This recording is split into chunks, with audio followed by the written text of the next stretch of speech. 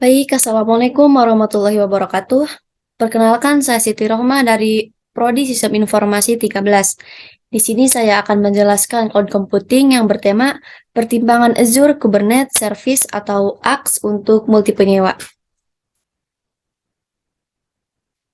Untuk tugas ini saya mengerjakannya secara individu. Selanjutnya di sini ada pembahasan dalam video kali ini, yaitu ada latar belakang, rumusan masalah, tujuan proyek, manfaat, rancangan arsitektur, dan yang terakhir ada estimasi biaya dan spesifikasi teknis.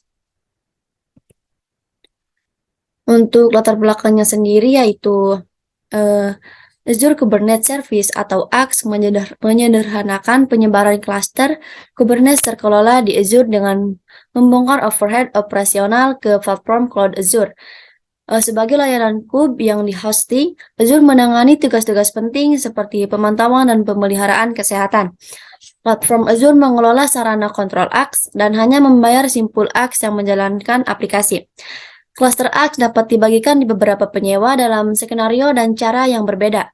Dalam beberapa kasus, beragam aplikasi dapat berjalan di cluster yang sama, satu untuk penyewa. Semua jenis berbagi ini sering dijelaskan menggunakan istilah payung multi-tenancy.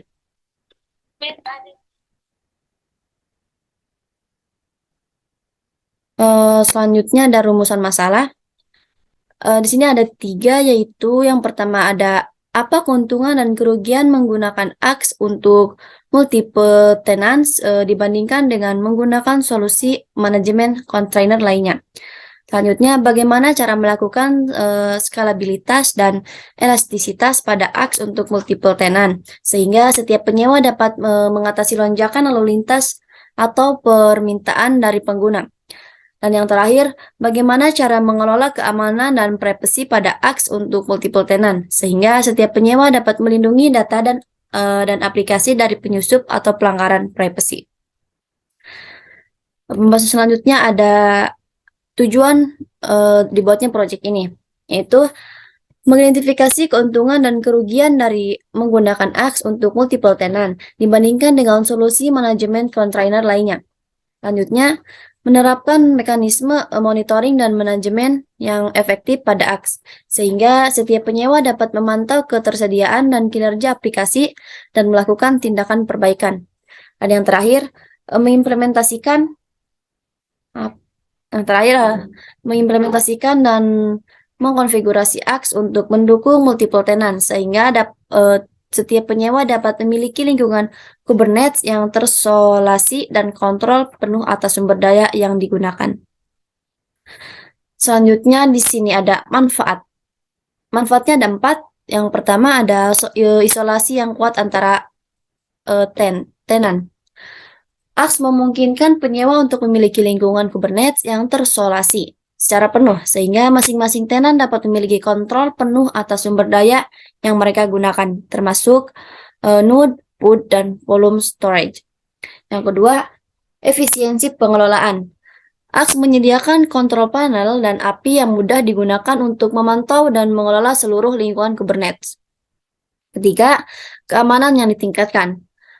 AKS menyediakan fitur keamanan seperti autentikasi dan otorisasi, enskripsi data dan traffic, dan pengaturan akses dan kebijakan yang fleksibel. Dan yang terakhir yaitu ada skalabilitas dan elastisitas. AKS memungkinkan penyewa untuk memperluas atau mengurangi kapasitas infrastruktur secara elastis sesuai dengan kebutuhan bisnis. Oke, next. Di sini ada rancangan arsitektur. Yang pertama ada rancangan penyebaran penyewa tunggal otomatis. Bisa dilihat dalam gambar di samping. Dalam model penyebaran penyewa tunggal otomatis, menyebarkan sekumpulan sumber daya khusus untuk setiap penyewa. Setiap beban kerja penyewa berjalan dalam klaster AKS khusus dan mengakses kumpulan sumber daya Azure yang berbeda. Biasanya solusi multi penyewa yang dibangun menggunakan model ini memanfaatkan infrastruktur sebagai kode IaaS secara ekstensif. Selanjutnya ada penyebaran multi penyewa sepenuhnya. Nah, satu aplikasi melayani permintaan semua penyewa dan semua sumber daya Azure dibagikan, termasuk cluster AX. Dalam konteks ini, hanya memiliki satu set infrastruktur untuk disebarkan, dipantau, dan dirawat. Semua penyewa menggunakan sumber daya. Selanjutnya ada penyebaran yang dipartisi secara horizontal. Untuk mempartisi aplikasi Kubernetes multi penyewa secara horizontal, pendekatan ini terdiri dari berbagi beberapa komponen solusi di semua penyewa dan menyebarkan sumber daya khusus untuk penyewa individu. Selanjutnya ada penyebaran yang dipartisi secara vertikal. Dalam gambar tersebut, bahwa diagram ini menunjukkan skenario di mana penyewa A dan B berjalan pada cluster AX bersama, sedangkan penyewa C berjalan pada cluster AX yang terpisah. Nah, selanjutnya ada estimasi kebutuhan biaya implementasi dan spesifikasi teknis. Untuk estimasi kebutuhan biaya, bisa dilihat pada gambar tersebut, dan di sini ada biaya AX yang mencakup biaya untuk sumber daya komputasi seperti node yang digunakan untuk menjalankan aplikasi di dalam cluster. Biaya ini dapat bervariasi tergantung pada jumlah node yang dibutuhkan dan jenis instansi VM yang digunakan. Selain itu, biaya AX juga dapat mencakup biaya untuk layanan tahanan seperti Azure Monitor, Azure Container Registry, dan layanan jaringan lainnya.